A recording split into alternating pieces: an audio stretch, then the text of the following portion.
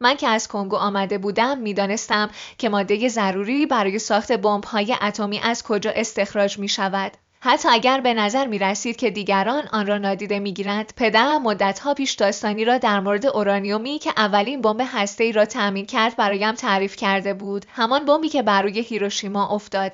یکی از بمب‌هایی که در فیلم دراماتیک اوپنهایمر که تابستان امسال اکران شد روایت شده بود. پدر من متولد کنگوی بلژیک بود. این بخش از داستان اوپنهایمر است که هیچ وقت به نمایش در نیامد. در ادامه با من همراه باشید.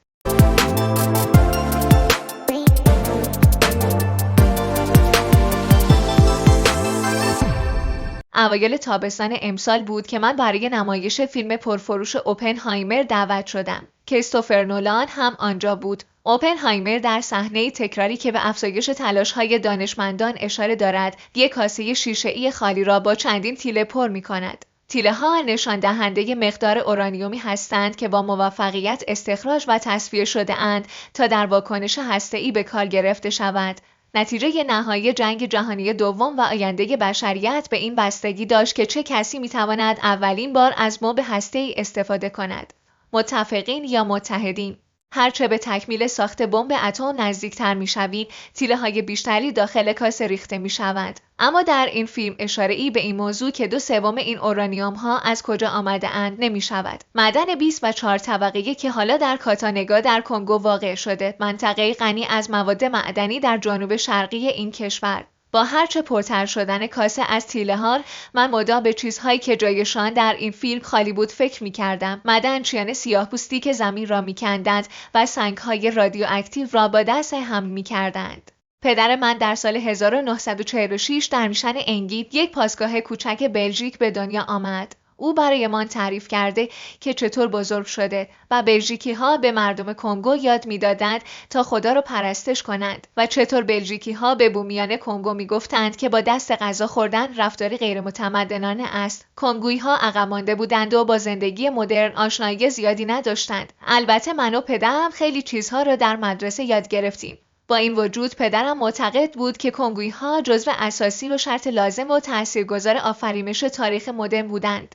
در سال 1885 زمانی که لئوپولد دوم پادشاه بلژیک برای اولین بار مدعی شد که مالکیت این بخش عظیم از سرزمین واقع در حاشیه رودخانه عمیقی در مرکز آفریقا را در اختیار دارد. این منطقه را ایالت آزاد کنگو نامید. در این مناطق که پوشیده از مزارع پنبه بودند، سربازان پادشاه دستان مردمان کنگو که سهمیه برداشت محصول را رعایت نمی‌کردند خط می‌کردند. سیاست‌های شاه لئوپولد باعث بروز قحطی و بیماری در منطقه شد و جان هزاران نفر را به خطر انداخت.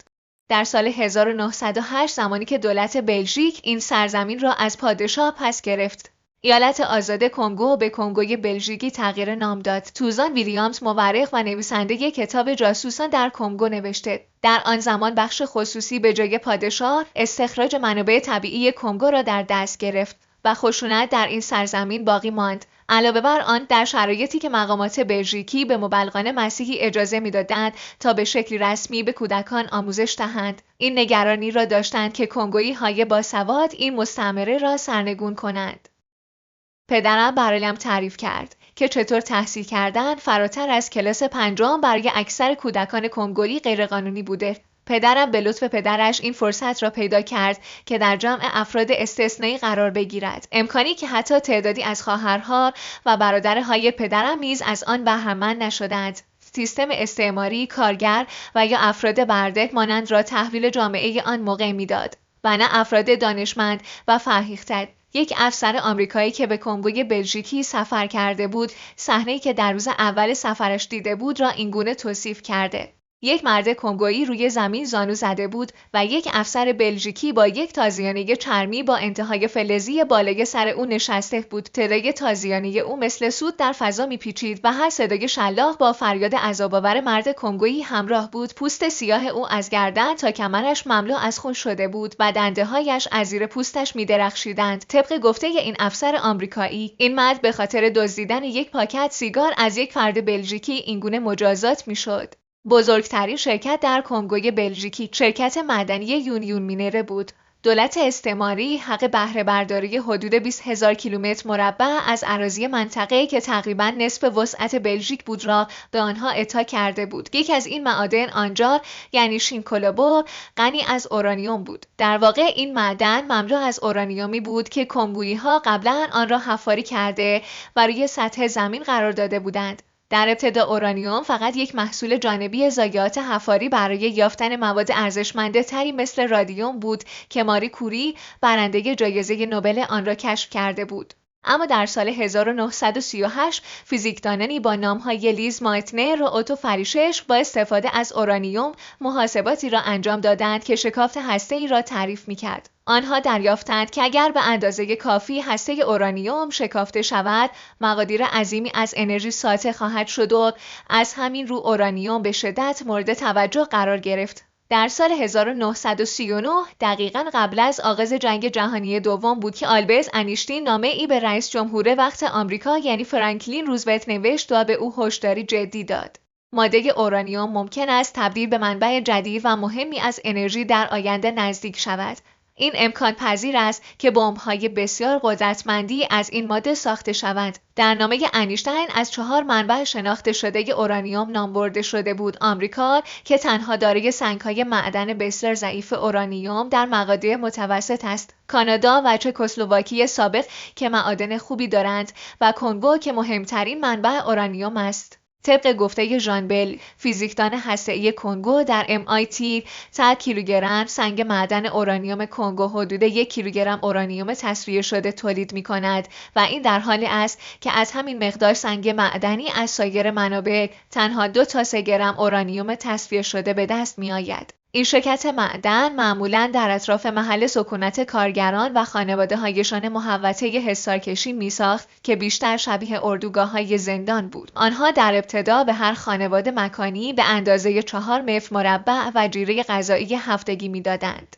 و معدنچیان در محل کار سنگ اورانیوم را با دسته‌بندی می‌کردند. یک نفر یک تکه از سنگ اورانیوم معدن شینکولوبور را به بزرگی یک خوب توصیف کرده و گفته این سنگ اورانیوم سیاه و طلایی بود و به نظر می‌رسید که با یک تفاله سبز یا خز پوشیده شده و این سنگ‌ها را پرزرق و برق وصف کرده. ادگار سنگیر مدیر شرکت یونیون مینیره یک مرد رنگ پریده با سبیل‌های مرتبی بود و با مشاهده حمله آلمان به بلژیک در جنگ جهانی اول از بلژیک به نیویورک فرار کرد و عملیات تجاری شرکت معدنش را به آنجا منتقل نمود. در این میان یک شیمیدان بریتانیایی و برنده جایزه نوبل به نام فردریک ژولیوت کوری، داماد ماری کوری، قبل از آنکه دفتر کارش را راه اندازی کند به سنجیر هشدار داد که اورانیوم کنگو ممکن است در جنگ حیاتی و سرنوشت ساز شود و پاییز سال بعد بود که سنجیر دستور داد که این محموله اورانیوم ها به نیویورک هم شود. در نتیجه کارگران کنگویی این محموله ها را هاند و بارگیری کردند و با قطار به بندر فرانکی فرستاده و سپس با قایق از رودخانه کاسایه و کنگو عبور دادند و به شهر لئوپولدویل رساندند. این منابع اورانیوم سفرش را از بندر ماتادی آغاز کرد و با عبور از اقیانوس اطلس به انباری در استاتن آیلند نیویورک منتقل گردید. سنجیر بیش از 1,200,000 کیلوگرم اورانیوم را در آمریکا ذخیره کرد و 3 میلیون کیلوگرم در کنگو باقی ماند. در ماه می سال 1940 بود که هیتلر به فرانسه و بلژیک حمله کرد. اعضای دولت بلژیک به لندن متواری شدند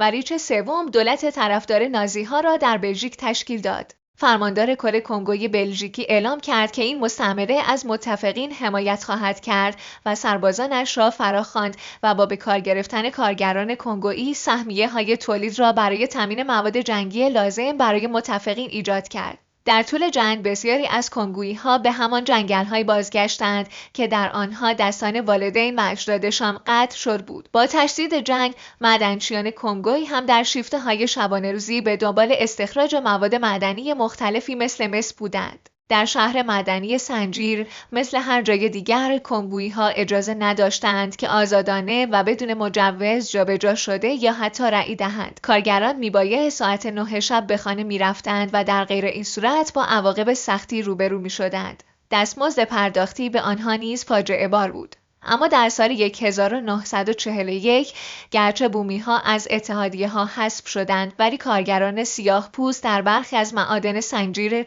دستمزد بالاتری دریافت کرده و شرایط کاری بهتری را پیش رویشان می‌دیدند.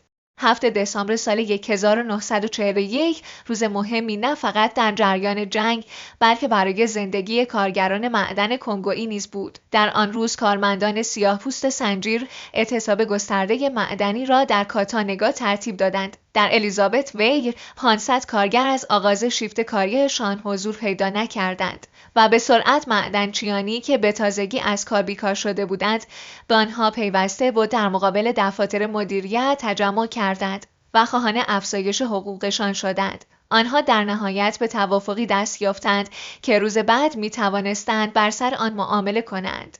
فردای آن روز کارگران معدن وارد استادیوم فوتبال محلی شدند تا با مسئولان شرکت سنجیر و فرماندار استعماری کاتانگا مذاکره کنند. طبق گزارش‌های ضد وانگیز منتشره بین 800 تا 2000 کارگر اعتصاب کننده در این جلسه شرکت داشتند. شرکت یک توافق شفاهی برای افزایش دستمزدها پیشنهاد کرد. یکی از مورخان این را اولین بیان آشکار اعتراض در تاریخ اجتماعی کنگو توصیف کرده، اما وقتی که یک کارگر کنگویی به نام لئونارد امپویی خواست تا این افزایش دستمزد به صورت کتبی تایید شود، فردای آن روز سخنگوی شرکت همه را به سرکار احضار کرد. کمی بعد روزولت پلزلی گرووز را به عنوان سرپرست پروژه منهتن منصوب کرد. در روز اول در سپتامبر 1942 گرووز و معاون سرهنگ کنت میکوز در مورد چگونگی تهیه اورانیوم لازم برای این پروژه عظیم جلسه داشتند. میکوز درباره سنجیر با گرووز صحبت کرد و در پایان جلسه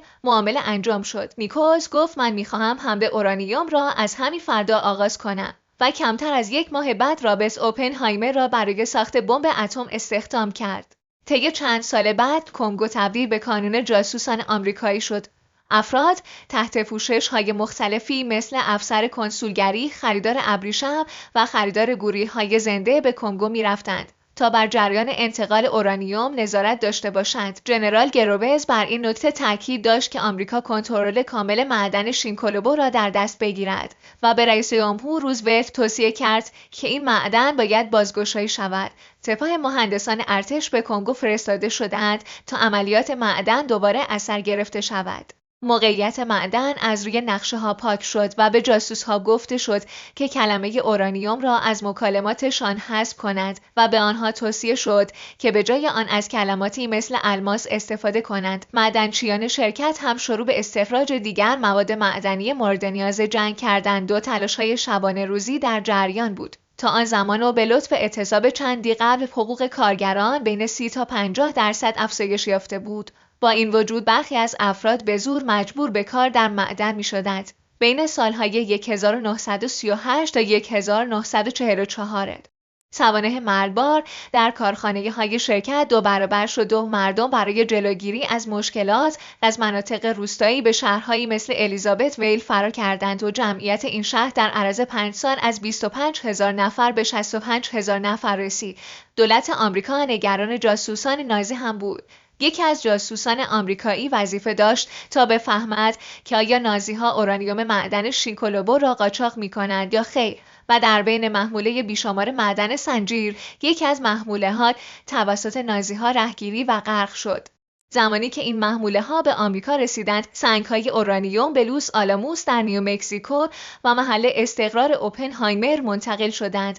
حدود 3 سال طول کشید تا اوپنهایمر و تیمش بمب اتم را بسازند. با وجود اینکه آلمانی‌ها در ماه می سال 1945 تسلیم شدند و مشخص شد که حتی در آستانه ساخت بمب اتم نیز نیستند، آتش جنگ در اقیانوس آرام همچنان زبانه می‌کشید و در نهایت در آگوست سال 1945 بود که آمریکا 2 بمب اتمی در هیروشیما و ناکازاکی استفاده کرد که طبق گفته پدرم بمب اول مملو از اورانیوم کنگو بود. قطعاً اگر کنگو وجود نداشت دستیابی به آن میزان سنگ معدن غیر ممکن بود. در رقابت برای ساخت بمب اتم هر دو طرف جنگ خواهان سنگ‌های معدن کنگویی بودند. طبق گفته سرهنگ نیکوس، معدن شینکوروبور یک اتفاق عجیب در طبیعت بود و هرگز چنین معدنی پیدا نشده است. در این حال باید در نظر داشت که بدون کارگران سیاه‌پوست کنگویی که وحشت زده و تسلیم شده 24 ساعت شبانه روز به حفر معدن می‌پرداختند، احتمالاً مهمترین پروژه در تاریخ بشریت به نحو دیگری رقم می‌خورد. در سال 1946